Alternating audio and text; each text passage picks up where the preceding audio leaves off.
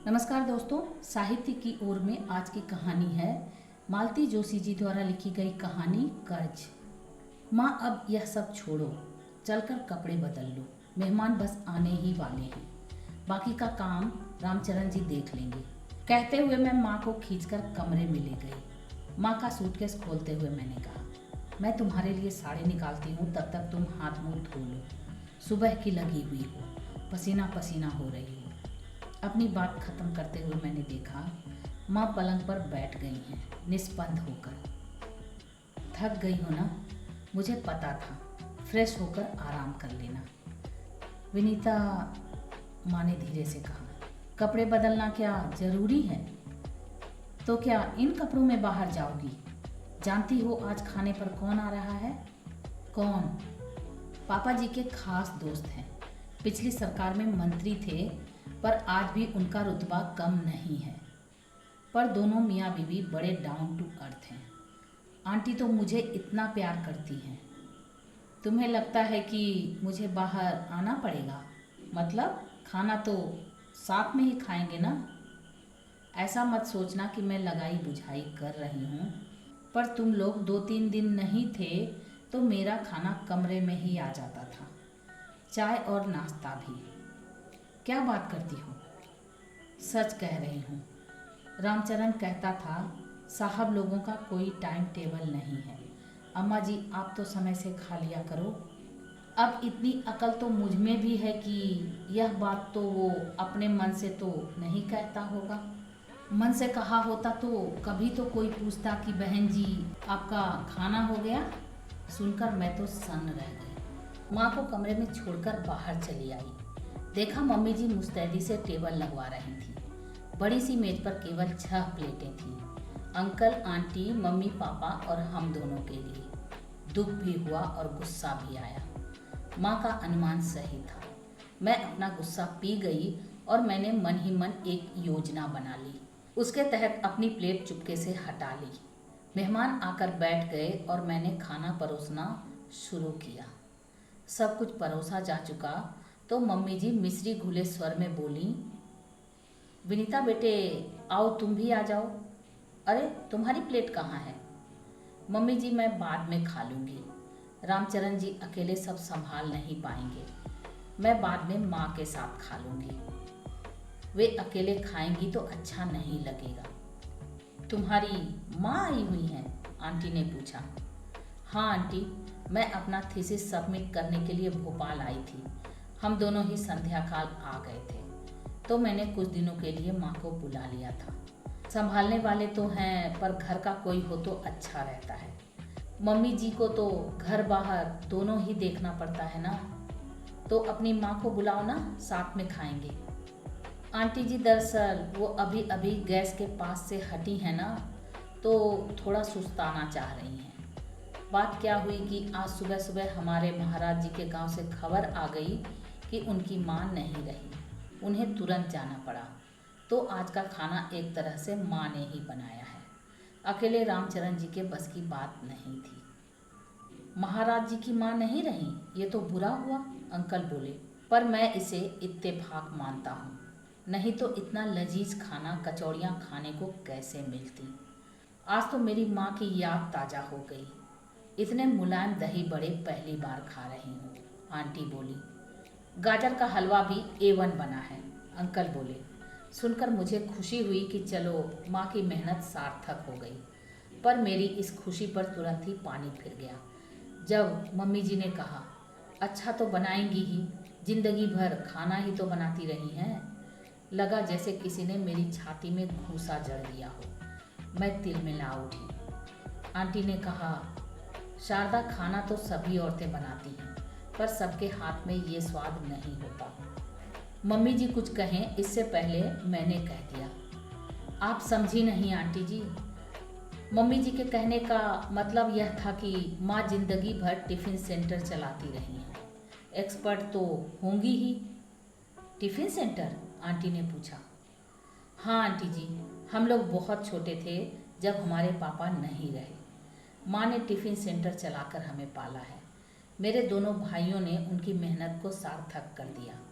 बड़े भाई डॉक्टर हैं और छोटे भाई फिजिक्स के प्रोफेसर हैं। एक मैं ही फिसड्डी रह गई, सिर्फ एमए। फिसड्डी क्यों? पीएचडी हो तुम, पापा जी ने कहा। पापा जी अभी तो थीसिस सबमिट की है, डिग्री मिलेगी तब ना पीएचडी कहलाऊंगी। तुम्हारी पीएचडी को कोई रोक नहीं सकता।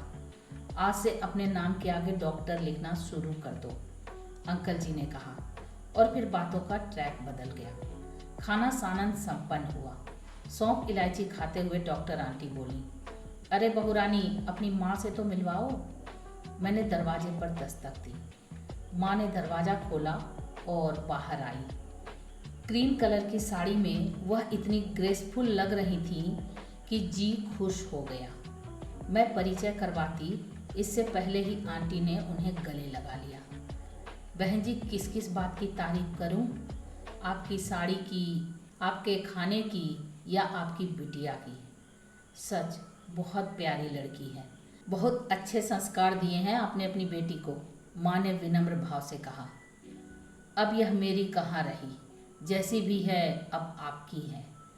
बिल्कुल ठीक कहा आपने, अब तो यह हमारी प्यारी बहू रानी है, कहकर आंटी ने मुझे गले लगा लिया। फिर बोली, माँ को लेकर एक दिन घर आओ ना। आंटी जी, ये मेरे हिस्से आती कहाँ है? 4 दिन के लिए किडनैप करके लाई हूँ। इनके प्राण तो पोते पोतियों में बसते हैं। दोनों भाभियाँ जॉब करती हैं, बच्चे इन्हें सौंप जाती हैं। दिन भर आंगनवाड़ी चलती रहती है। भाग्यवान है बेटा वे बच्चे जिनके सिर पर दादी का हाथ है। अच्छा, मैं चलूँ अब, आपसे मिलकर बहुत अच्छा लगा। फिर एक बार गले मिलकर वे चल दी। मैं भी उनके पीछे चल दी। हमारे चलते ही डाइनिंग रूम के पर्दे के पीछे सरसराहट हुई। समझ गई कि मम्मी जी पर्दे के पीछे खड़ी सब देख सुन रही हैं। साथ ही आ जाती, समधीन से परिचय करवा देती तो कोई छोटी थोड़े ही हो जाती।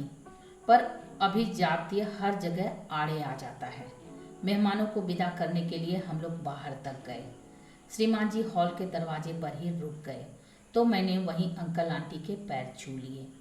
अंकल के जाते ही मैं भीतर जा रही थी क्योंकि माँ खाने के लिए रुकी थी। मैं मुड़ी ही थी कि इन्होंने कहा, सुनो। मैंने देखा उनकी आंखें अंगारे सी जल रही थी। ये टिफिन सेंटर की बात जरूरी थी? बात तो मम्मी जी ने ही उठाई थी। मम्मी के कहने का आशय सिर्फ इतना था कि तुम लोगों के यहाँ खाना बनाने के लिए कोई नहीं था। मैंने सोचा ऐसा आधा अधूरा सच बताने से क्या फायदा। अंकल आंटी तो अपने ही हैं, उन्हें पूरा सच बताना चाहिए। आपको शर्म आ रही है? नहीं, गर्व से मेरा सीना फूल रहा है। उनके स्वर में व्यंग था। मैं कुछ तीखी बात कहने जा रही थी कि हॉल के पर्दे के पीछे मुझे 2 पैर नजर आए। मम्मी जी शायद मेहमानों को विदा कर लौट आई हैं। पापा जी रोज की तरह खाने के बाद बगीचे में चहलकदमी कर रहे होंगे। मम्मी जी दरवाजे पर रुक गई थीं, जिसका मतलब साफ जाहिर था कि वे हमारी बातें सुनना चाहती थीं। उन्हें सुनाने की गरज से मैंने उनके बेटे से कहा, एक बात कहूँ, हम आपके दरवाजे नहीं आए थे। इतने बड़े घर की ओर झांकने की भी हमारी औकात नहीं थी। प्रस्ताव आपकी ओर से आया था। पापा जी हमारे कॉलेज में गेस्ट बनकर आए थे। उन्हें मेरा गाना अच्छा लगा, मेरा भाषण पसंद आया। उन्होंने प्रिंसिपल मैडम से मेरी पूरी जानकारी ली और हमारे यहाँ प्रस्ताव भेज दिया। हमारे यहाँ से तो मना करने का सवाल ही नहीं था, पर आप मना कर सकते थे। मम्मी जी की हामी की बात मैं समझ सकती हूँ। कई बार औरतों को लगता है कि छोटे घर की बहू अच्छी होती है, दब कर रहती है, पर आप मना कर सकते थे। हालांकि उन दिनों घर की हालत बदल गई थी। दोनों भाई नौकरी में आ गए थे। माँ ने अपना काम बंद कर दिया था, पर इस सत्य को तो झुठलाया नहीं जा सकता ना कि माँ कभी टिफिन सेंटर चलाती थी। हमने सत्य छिपाने की कोशिश भी नहीं की।